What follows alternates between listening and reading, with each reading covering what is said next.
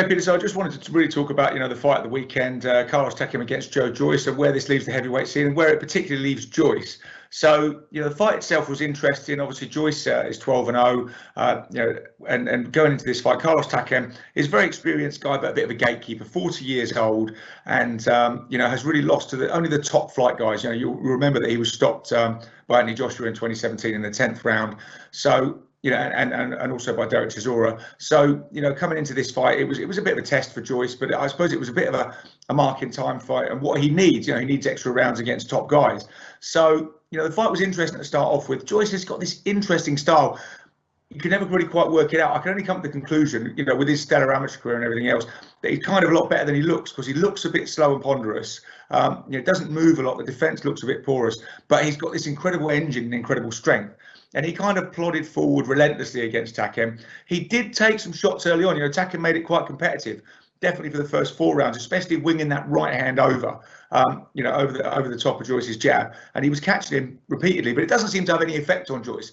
He's got this nickname of the Juggernaut, which does seem to be quite, a positive, because he just does march forward relentlessly. This sort of huge truck coming at you. But I mean, the Terminator might be more appropriate, because he just doesn't stop. You hit him with these shots and it doesn't seem to matter. So what he lacks in kind of defensive skills, he makes up for in the durability, the stamina, and particularly the chin. He can just seem to take these shots. So he was marching forward. Takam was catching him, like I say, was making it competitive. And then, things really turned in the 5th.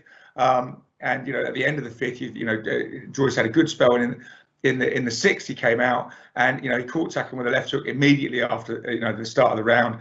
And he just followed up relentlessly again with these sort of slow, thudding shots. Takam was moving well and throwing back at the start, but then he stopped throwing back. He was still bobbing and weaving, where referee Steve Gray stepped in and stopped the fight.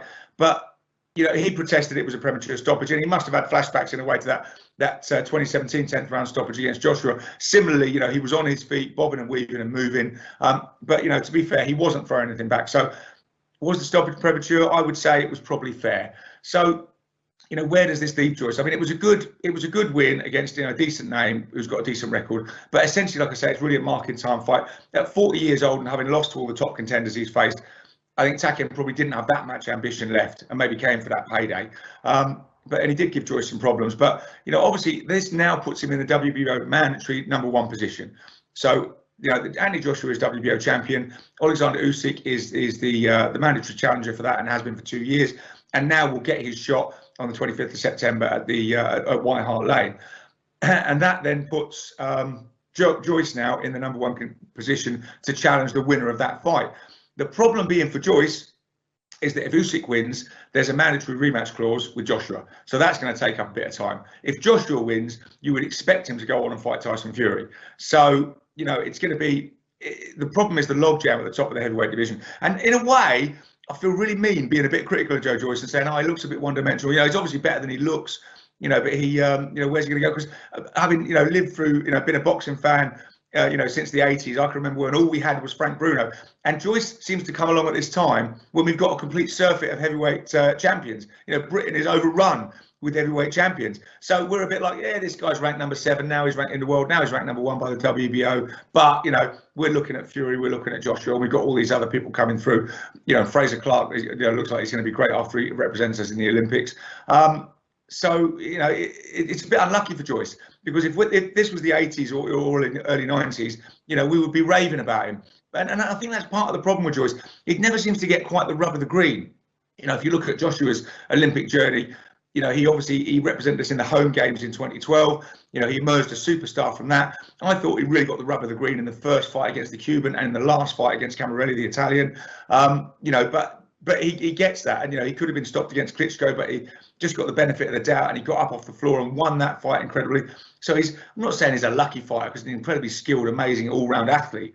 But he just has that little bit extra that the wind blows in his favour sometimes. And Joyce doesn't seem to have that. Like I say, he comes along at a time when we've got loads of great heavyweight champions. I thought he was very unlucky in Rio in 2016 not to win the gold against the Frenchman. I thought things just don't seem to fall particularly in his favour, despite his obvious incredible talents, and personality. He's kind of a complex guy, an art student and everything else, and came to boxing very late, but a very interesting character. So where he goes from here, I think he's going to have to mark time again. I think, the fights against the Carlos Takams and stuff are going to have to come out. He talked about getting out again in October, and that won't be against, obviously, Joshua or Usyk. So I think he's going to have to mark time a little bit, keep that #1 position with the WBO, and just see what comes along. I mean, in a way, to a boxing fan, the obvious fight is the two main heavyweight contenders. As I say, we have so many of these guys, but Dillian Whyte against Joe Joyce to kind of sort out who would be the #1 contender would make sense competition-wise and to a boxing fan. And as we've seen in the Dubois fight, Joyce is prepared to take those risks. He can't hang around. He's 35 now. But it would almost seem a bit unfair on White to have to constantly keep fighting the #1 contenders to be the #1 contender and never get a shot at the top crown. But like I say, we've got this logjam at the top of the heavyweight division. But Joe Joyce is definitely a major contender. He's going to give anyone trouble. Like I say, that Terminator tag, could go well with him because he's relentless. His engine is brilliant. He throws these kind of like slow, almost ponderous looking punches, and he does the basics so well. And he just keeps coming and keeps coming and keeps coming. So in a way, again, poor old Joyce, that puts him in the who needs him club a bit, because why would you want to fight Joe Joyce? Because, maybe you could outbox him, but he will be there for 12 rounds and you're going to have to go to hell for 12 rounds to beat him. So, a great victory for him. He's definitely, a top heavyweight contender, but when he's going to get that shot, we will have to see. But, well done to Joe Joyce. It was a great victory.